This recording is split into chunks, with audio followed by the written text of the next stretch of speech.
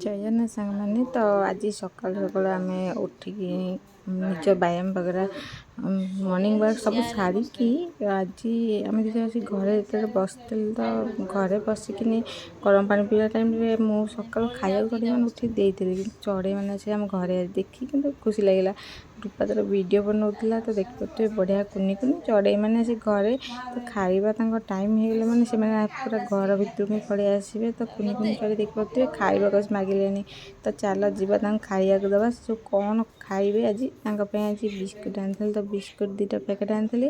ଗୋଟେ ପ୍ୟାକେଟ୍ ତାଙ୍କୁ ଦେବା ସେ ଫାଷ୍ଟ ଖାଇସାରିଲା ପରେ ଆଉ ଗୋଟେ ପ୍ୟାକେଟ୍ ଦେବା ତ ଚାଲ ଯିବା।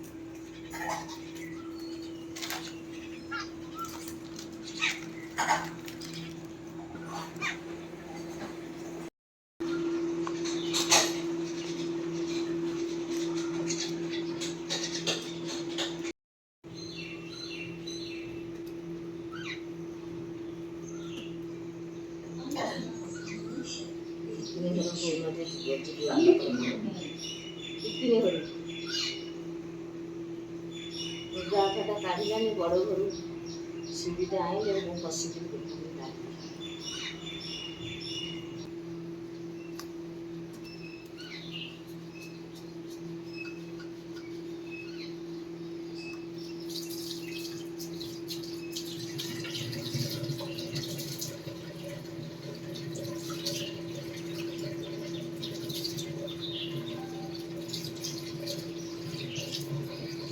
ଦେଖି କୁଣ୍ଡୁ ଯାଇ ଏଇଟା ଦେଖି ପଳେଇଲା ତୁ ହଲୁ ବୋଲି ପଳେଇ ଠିକ୍ ହେଇଥିଲା। ତ ସକାଳୁ ମା ତାର ରୋଷେଇ ଷ୍ଟାର୍ଟ କରିଦେଲାଣି ପୋଟଳ କୁର୍ମା। ତ ପୋଟଳ କୁର୍ମା ବଢ଼ିଆ ଦେଖିପାରୁଥିବେ ବଢ଼ିଆ ସେ ଭାଜି ନେଉଛି ଆଉ ମସଲା ପାଇଁ ବି ଯୋଗାଡ଼ କରିଦେଇଛି। ତ ଗୋଟାଟା କରି ପୋଟଳ ମା ତାର ଭାଜୁଛି ଆଉ ଆମ ଚଢ଼େଇମାନେ ତ ଖିଆ ପାଇଁ ତାଙ୍କର କଲେଣି। ମା ତାର ରୋଷେଇବାସ କଲାଣି। ଆମେ ଗାଧୋଇ ପାଧୋଇ ଏବେ ଦୋକାନ ବାହାରିଯିବୁ ନହେଲେ ବହୁତ ଲେଟ୍ ହେଇଯିବ। ତ ଆମ ଗାଧୋଇକି ଆସିଲା ଦେଖୁନ ମା ତାର ମସଲା ଅଧା କଷି ସାରିଲାଣି ଆଉ ପ୍ରାୟ କଷି ହେଇଗଲାଣି ଅଳ୍ପ ଅଛି।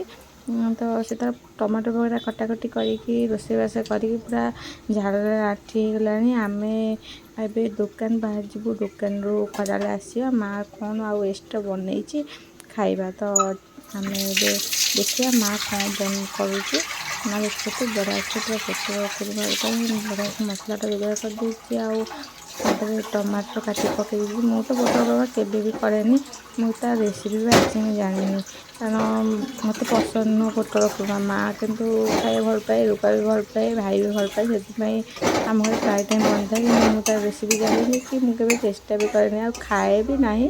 ସେମିତି ଟିକେ ଅଧେ ଖାଇଦିଏ କିନ୍ତୁ ଖାଇବାକୁ ଭଲ ପାଏନି। ତ ସକାଳ ଆରମ୍ଭ ଆମର ଗରମ ପାଣି ହୋଇଥାଏ। ଗରମ ପାଣି ପରେ ଆଲକାଲାଇନ୍ ୱାଟର୍। ତ ଆଲକାଲାଇନ୍ ୱାଟର୍ ଦେଖିପାରୁଥିବେ ଆଜି ବିଟ୍ ପକାଇଛି ବୋଲି କଲର୍ ବହୁତ ସୁନ୍ଦର ଆସିଛି।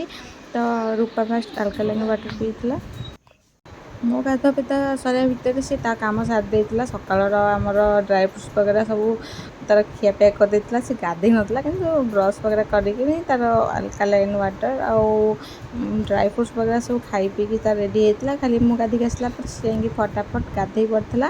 ତାପରେ ଆମେ ଦୁଇ ଜଣ ସାଙ୍ଗ ହେଇକି ଦୋକାନ ବାହାରିଥିଲୁ। ତ ମା ଫାଇନାଲି ଆମର ମସଲା ପୁରା ବନେଇ ଦେଲାଣି ଆଉ ପୋଟଳ ବି ଦେଖିପାରୁଥିବେ ବହୁତ ବଢ଼ିଆ ଭାବରେ ଭାଜିକି ମା କାଢ଼ିକି ରଖିଦେଇଛି। ତ ମସଲା ପ୍ରାୟ ହେଇଗଲାଣି। ମସଲାଟା ହେଇଗଲେ ଲାଲ ଲାଲ ଦେଖାଯିବ। ମସଲା ଯେତେବେଳେ ସିଝି ଆସିବ ତା କଲର୍ ୟେଲୋରୁ ରେଡ଼୍ ଟାଇପ୍ର ହେଇଯିବ ଆଉ ବହୁତ ସୁନ୍ଦର ଭାବରେ ବାସ୍ନା ବି ହେବ। ତ ମା ସେଥିପାଇଁ ପଚାରୁଥାଏ ବାରମ୍ବାର ବାସ୍ନା ହେଲାଣି ମସଲା। ତ ମସଲା ଦେଖିତେ କେତେ ସୁନ୍ଦର ଗ୍ରେଭି ଗୋଟେ ହେଇଛି ଆଉ ଏଇ ଶୁଖିଲା ଶୁଖିଲା ଗ୍ରେଭିଟା ହିଁ ତାପରେ ପଶିଲେ ସେ ପୋଟଳ ଦେହରେ ତା ଟେଷ୍ଟଟା ବେଶୀ ବଢ଼ିଥାଏ। ସମସ୍ତଙ୍କୁ ତ ଭଲ ଲାଗେ, ମୋତେ କିନ୍ତୁ ମିଠା ମିଠା ଲାଗିଥାଏ ପୋଟଳ। ତ ମା ତାର ଟିକେ ଚିକେନ୍ ମସଲା ହାଲକା ପକାଇଥିଲା ଖାଲି ଜଷ୍ଟ ହାଲକା ବାସ୍ନା ପାଇଁ ତାର ଗୋଟେ। ତ ଆପଣ ଚାହିଁଲେ ଆଭଏଡ଼୍ ବି କରିପାରିବେ ଆପଣଙ୍କ ଚିକେନ୍ ମସଲା ପସନ୍ଦ ନୁହଁ।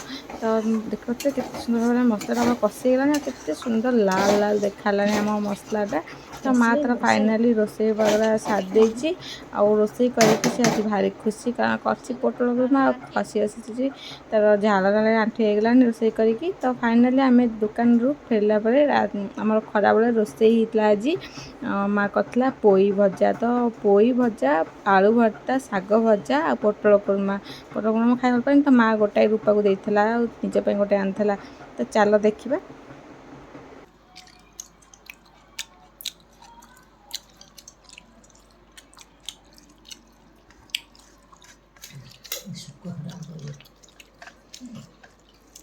କିଏ ଦେଇଛି? ମିଟୁ ଆଣିଥିଲା। ଖାଇଥିଲା ମିଠୁ ଭାଇ? ମିଟୁ ଆସିନଥିଲା ଝାଳ ପକୁଥିଲା ଯାଇକି ଆଇଲା। ଦେଇଥିଲା ସେ ଯେଉଁ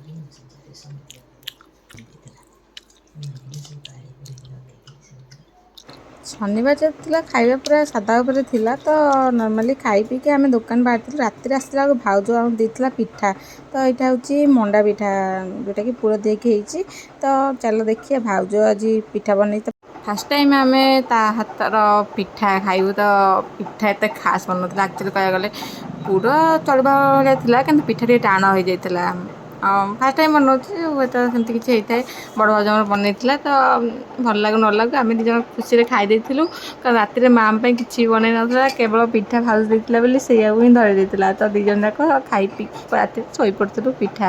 ତ ମୁଁ ଯେତେବେଳେ ଖାଇଥିଲି ଫାର୍ଷ୍ଟ ଦେଖିକି ଭାବିଥିଲି କ'ଣ ତାକୁ ରୂପାକୁ ପଚାରିଥିଲି ତାପରେ ମୋର ଭାବିକି ଖାଇଥିଲି। ଇଏ ଏମିତି ହେଇଛି କୁଞ୍ଚ ହେଇଛି ଏମିତି କ'ଣ ପାଇଁ? ତୁ କ'ଣ ଖାଇଲି କୁଞ୍ଚ? ହାଁ କୁଞ୍ଚ ଖାଇ ଆରେ କ'ଣ ବଇଥା ନା ମରୁଆ ନଡ଼ିଆ